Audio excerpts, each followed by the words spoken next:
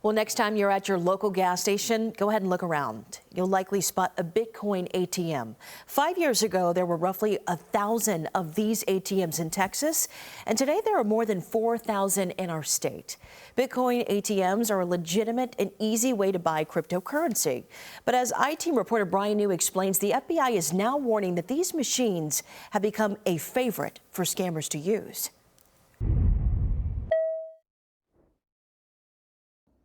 These are a poor man's car collection. Joseph Buentello was cruising through retirement when the 80-year-old senior received a frantic call claiming his son had been arrested. I was scared. I hit the panic button and I let my panic take control of me, of my good judgment. Buentello says the caller claimed he could get his son out of jail, but needed $5,000 fast. So he instructed Buentello to send the money through a Bitcoin ATM. This is the printout that came out of the machine. Buentello soon realized he'd been scammed. They said, there's nothing we can do about it. That money's already been distributed. They said it was distributed the minute you got through putting your money in there. And which is probably why those fraudsters wanted you to use that machine. Yeah, exactly. Right here, fraud warning. There's a scam warning. Bitcoin ATM operators say they take extensive measures to protect users from fraud. Before any transaction, most ATMs display up to 6 screens, alerting customers to potential scams and reminding them that transactions cannot be reversed. But reported fraud losses have continued to go up.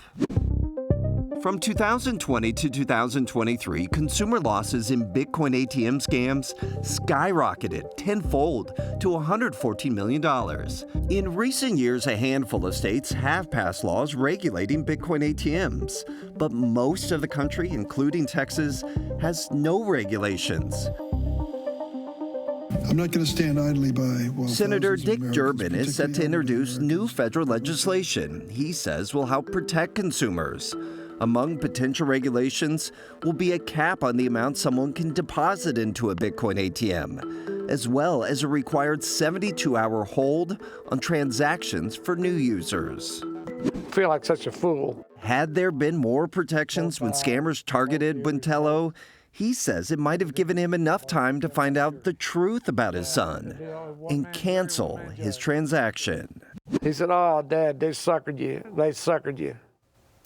So in a statement about the Buentello case, Bitcoin ATM operator CoinMe said, quote, "Our customer service team is dedicated to supporting scam victims, but in cases like this, transactions are instantly sent outside of CoinMe's platform, making the funds unrecoverable."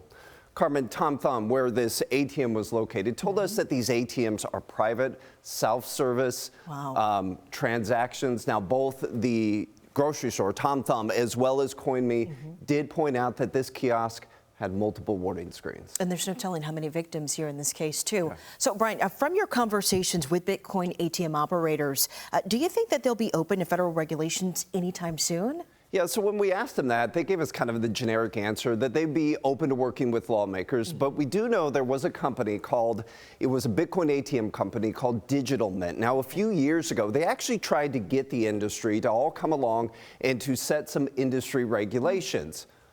They told us that the other companies weren't on board, so this company eventually got out of the business. Now, I spoke with their former fraud analyst. He told me when they were in this business, for new users, he says 8 out of 10 of those new users were unknowingly scam victims. This is fascinating. What about law enforcement? Can they jump in and help in this case? Or? Yeah, so these are real tricky for law enforcement. We actually went down to Waco, where an 83-year-old woman was scammed into depositing $15,000 into a Bitcoin ATM. The sheriff's office down there decided to go to that Bitcoin ATM machine. They opened it up, pulled the money out, and gave it back to the woman. Problem solved, right? Right. No. No. So the sheriff's office was sued then by the Bitcoin ATM operator. The woman eventually was allowed to keep the money, but legally, both sides agreed that that seizure was unlawful because the way these machines work, the instant you put that cash in, it's converted into cryptocurrency. And so what they were saying is that it wasn't the cash that was stolen, it was that cryptocurrency.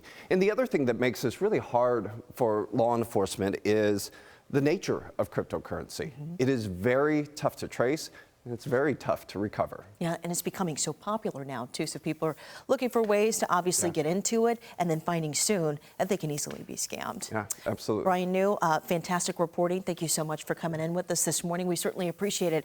If you have any tips or questions for our I-Team, you can call or email them directly.